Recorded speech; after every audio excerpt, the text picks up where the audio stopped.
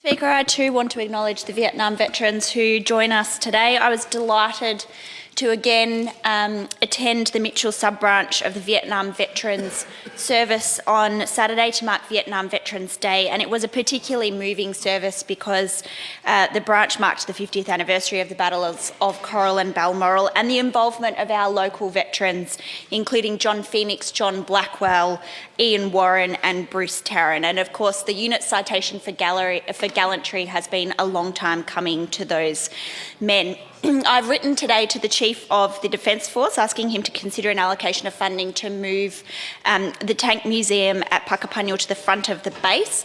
The construction of a new museum there has been talked about for a very long time, but frustratingly we haven't had much action.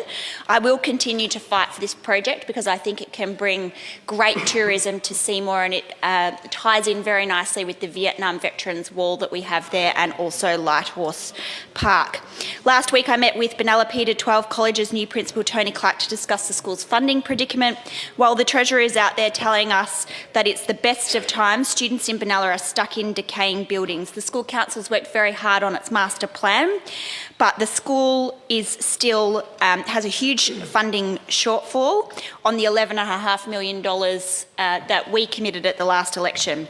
I think that the Premier should explain to Benalla students how it's the best of time for them when the school's been starved of funding. Minister for Veterans Affairs.